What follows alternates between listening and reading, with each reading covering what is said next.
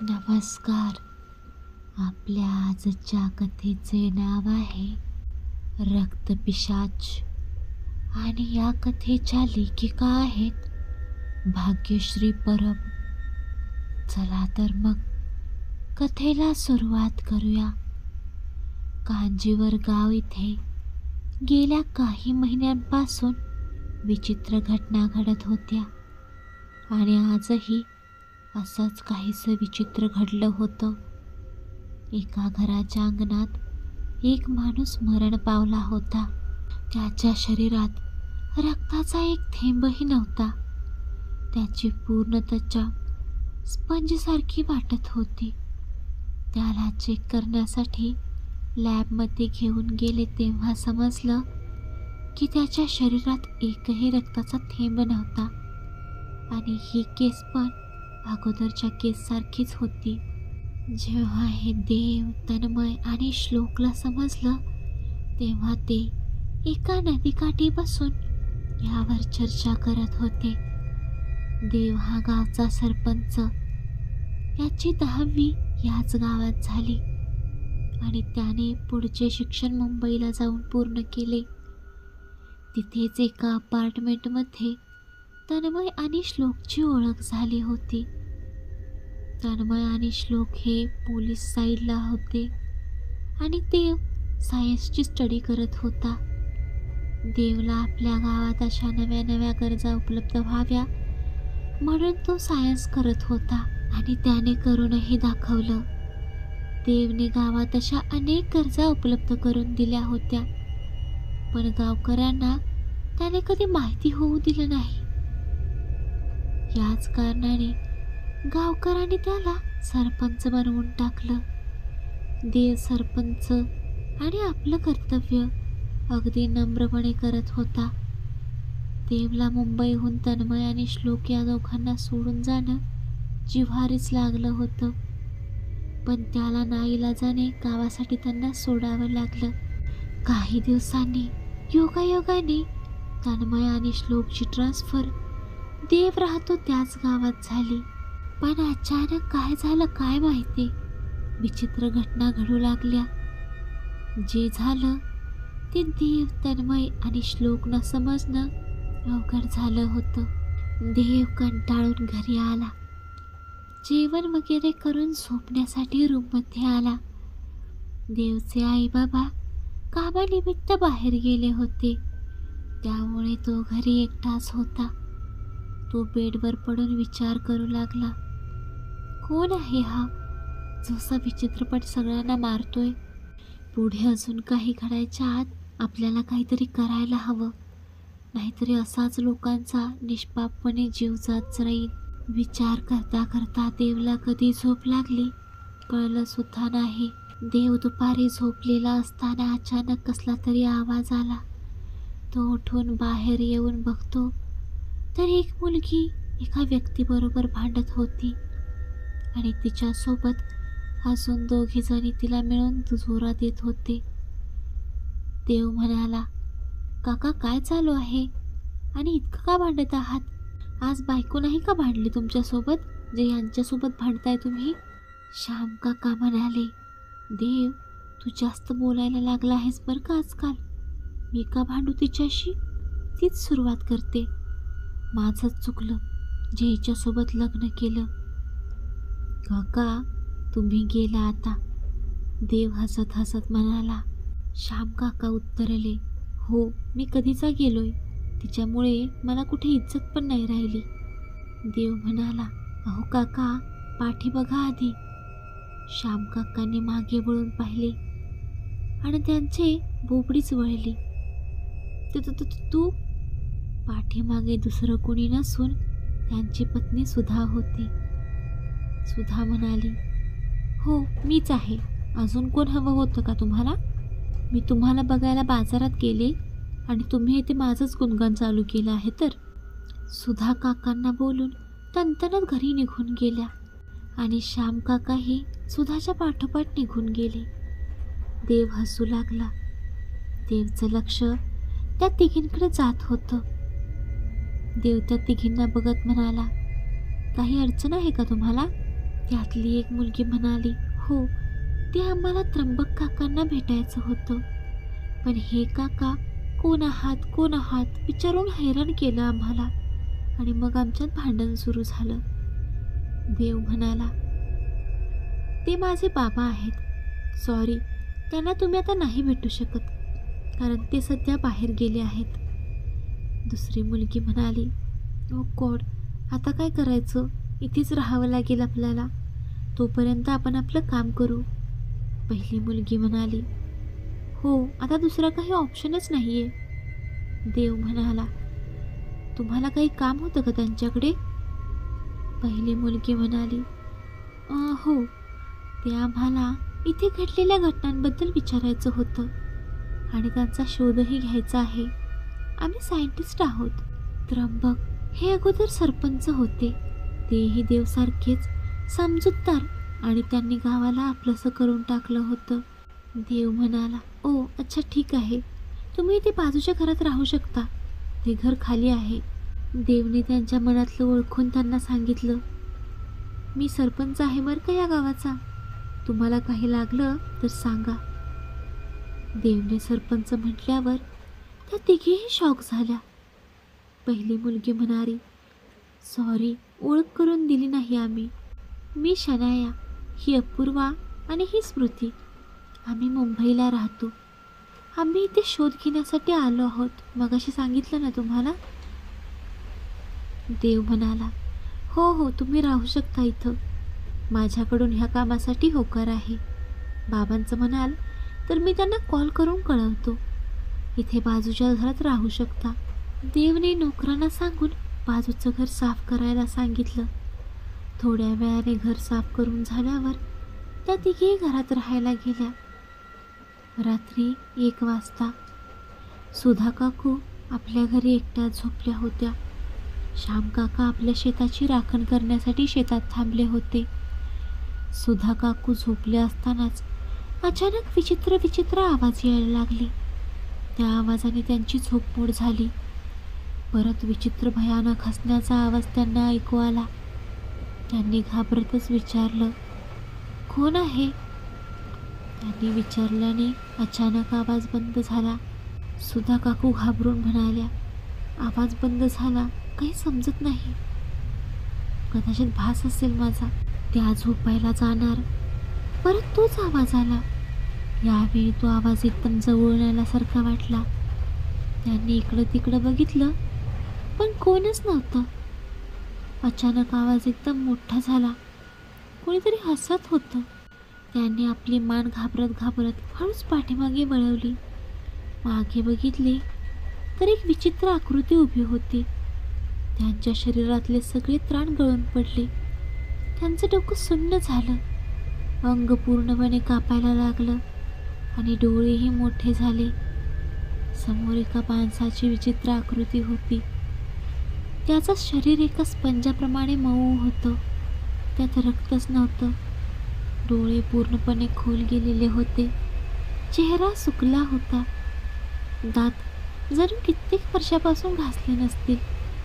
नखं वाघाच्या पंजासारखी वाढलेली होती आणि चेहऱ्यावर विचित्र हसू होतं. हे सगळं बघून सुधा काकूंचं डोकं एकदम सुन्न झालं. काय करावं तेच त्यांना सुचेना. त्या आत्म्याच्या आवाजाने त्या भानावर आल्या. ती विचित्र आत्मा आवाजात ओरडत होती, मला तुझं रक्त पाहिजे. सुधा काकू घाबरत म्हणाल्या, मी मी मी काय केलंय? माझं रक्त कशाला? त्यांच्या कुठल्याही प्रश्नाचं उत्तर न देता त्या आत्म्याने त्यांच्यावर अटॅक केला आणि त्यांच्या शरीरातील सगळं रक्त काढून घेतलं आणि त्यांचं शरीर पण तसंच मऊ स्पंजसारखं झालं. सकाळी जेव्हा श्याम काका घरी आले आणि सुधाला पाहिलं तसं त्यांना मोठा धक्का बसला. ते जोरजोरात ओरडू लागले. श्याम काकांच्या ओरडण्याने आजूबाजूचे लोक तिथे आले. त्यांच्या पत्नीला असे बघून सगळ्यांनाच धक्का बसला. त्यांना वाटून गेलं की मी घरी असायला हवं होतं, म्हणजे हे घडलंच नसतं. ही बातमी गावातला सरपंच देवपर्यंत पोहोचली. देव लगेच श्याम काकांकडे आला. पाठोपाठ शनाया, अपूर्वा, स्मृती, श्लोक आणि तन्मयही आले. देवने श्याम काकांना धीर दिला. देव काकांशी बोलून तन्मय आणि श्लोक जिथे होते तिथे आला. त्यासोबत त्या तिघेही तिथे आल्या. देव रागात म्हणाला, श्लोक, तन्मय, आता माझा संयम सुटत चाललाय. अजून किती जणांना असं मेलेलं बघायचं? तन्मय म्हणाला, देव रिलॅक्स. शोध मोहीम चालू आहे. आत्तापर्यंत काहीच हाती लागलं नाहीये, जेणेकरून त्यांच्यापर्यंत आपण पोहोचू शकू. अजून किती वेळ लागेल? मला काहीतरी करावं लागेल आता, देव म्हणाला. श्लोक म्हणाला, हे बघ, तू असं काहीच करू नकोस. तू तुझा जीव धोक्यात टाकू नकोस. इतक्यात अपूर्वा म्हणाली, काकूंच्या बॉडीला हात लावून असं वाटतंय की जो कोणी आहे तो खूपच विचित्र आहे. स्मृती म्हणाली, हो, तू बरोबर बोलतेस, पण रक्त खाली पडलेलं कुठेही दिसत नाहीये. इंजेक्शनने काढलं असतं तर 2-3 थेंब पडलेले दिसले असते, पण काहीच दिसत नाहीये आणि हातावर पण खुणा नाहीयेत इंजेक्शनच्या. श्लोक म्हणाला, हाच तर प्रॉब्लेम आहे. काहीच समजत नाहीये की नक्की काय चाललंय ते. इतक्यात तन्मयला एक कॉल येतो. तो कॉल उचलून बाजूला जाऊन बोलू लागतो. पलीकडून कोण काय बोलतंय हे तर आपल्याला कळत नाही, पण तन्मयचं बोलणं आपल्याला ऐकायला येतं. नक्की ना? ओके ओके, आम्ही येतो लगेच. तन्मय खुश होऊन त्यांच्याजवळ येतो आणि म्हणतो, गाईज, आपण ज्या गोष्टींसाठी धडपडत होतो ती सापडली. श्लोक म्हणाला, कोणती गोष्ट? तन्मय म्हणाला, हो हो सांगतो, पण आता पोलीस स्टेशनमधून कॉल आला होता. एक माणूस आहे, त्याने सुधा काकूंसोबत काय झालं ते बघितलं आहे आणि तो सांगायला आला होता. तो म्हणतोय सगळं काही श्लोकला आणि तन्मय यांनाच सांगणार. त्यासाठी आपल्याला पोलीस स्टेशनला जावं लागेल. देव म्हणाला, हो मग लवकर जाऊया चला. शनाया म्हणाली, आम्ही तिघी पण आलो तर चालेल ना? आणि ते सगळे पोलीस स्टेशनला गेले. हे 6 जण पोलीस स्टेशनला पोहोचतात. तन्मय आल्या आल्या एक ऑफिसरला सांगतो, शिर्के, ते कुठे आहेत? ते आत्ताच्या चालू असलेल्या केसबद्दल बोलणारे. शिर्के एका ठिकाणी बोर्ड दाखवतात. ते तिकडे बसलेत. शिर्केशी बोलून तन्मय आणि बाकीचे त्याच्या केबिनमध्ये जातात. थोड्या वेळाने त्या माणसाला शिर्केने तन्मयच्या केबिनमध्ये पाठवून दिले. त्या व्यक्तीच्या चेहऱ्यावर स्पष्ट दिसत होतं की कालची घटना पाहून तो घाबरला आहे. असं वाटत होतं की तो रात्रभर झोपलाच नाहीये. तन्मयने त्या व्यक्तीला थोडं रिलॅक्स केलं आणि पुढची गोष्ट विचारली, तुम्ही जे काही बघितलं ते न घाबरता स्पष्टीकरण करून सांगा. त्या व्यक्तीने सांगायला सुरुवात केली, माझं नाव अनिल पाटील. माझी शेती आहे. मी माझं शेतातलं काम उशिरा आटोपून घरी येत होतो तर श्यामच्या घरातून विचित्र हसण्याचे आवाज येत होते. म्हणून कोण आहे हे बघण्यासाठी मी मागच्या खिडकीच्या इथे लपून बघितलं तर समोर विचित्र अशी आकृती दिसली. तिला पाहून माझं डोकंच सुन्न झालं. असं वाटत होतं की तो एक आत्मा आहे. देवला ते पटलं नाही. काहीही काय बोलताय काका? आत्मा वगैरे काही नसतं. अनिल काका म्हणाले, नाही नाही, तो आत्माच होता. श्लोक म्हणाला, काका तुम्ही सांगू शकता का तो कसा दिसत होता ते? काकांनी जसेच्या तसे त्याचे वर्णन केले. काका निघून गेल्यावर देवला मात्र या गोष्टीवर विश्वास बसत नाही. श्लोक म्हणतो, मे बी असू शकतं. ते म्हणतात ना, एखाद्या माणसाची अपूर्ण इच्छा राहिली तर ती एखाद्या भयंकर काळोखी स्त्री असल्यावर प्रकट होतात. थोड्या वेळाने ते काम संपवून घरी निघून गेले. रात्री 12 वाजता शनाया, अपूर्वा आणि स्मृती शांतपणे झोपल्या होत्या. अचानक कसला तरी आवाज येतो आणि त्या आवाजाने तिघेही खडकन उठतात. या विचित्र आवाजाने ते तिघेही घाबरतात. स्मृती म्हणते, हा विचित्र आवाज कसला होता?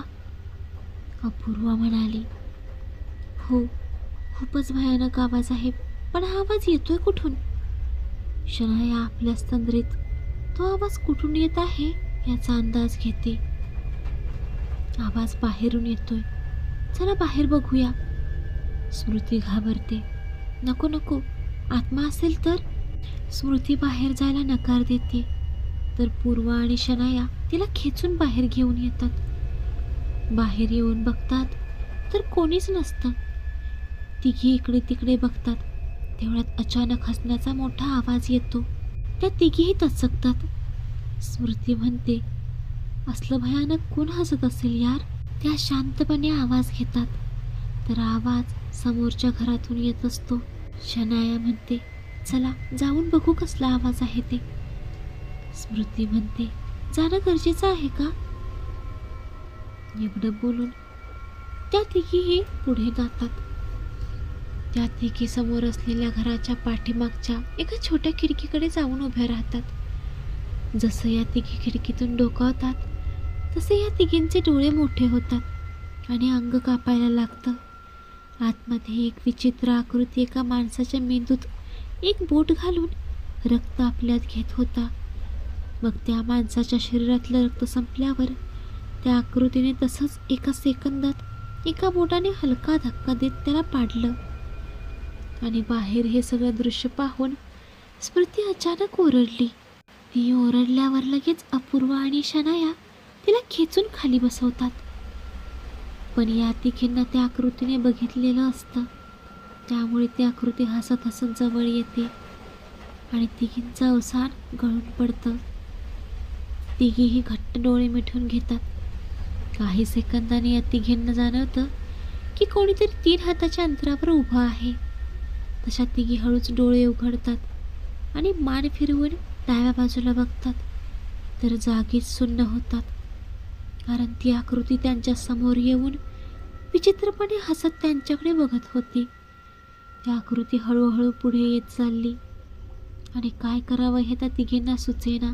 नंतर पूर्णपणे भानावर येत शनाया त्या दोघींना ओरडतच आणि जोरात हलवत उठली आणि म्हणाली, पळा इथून पटकन.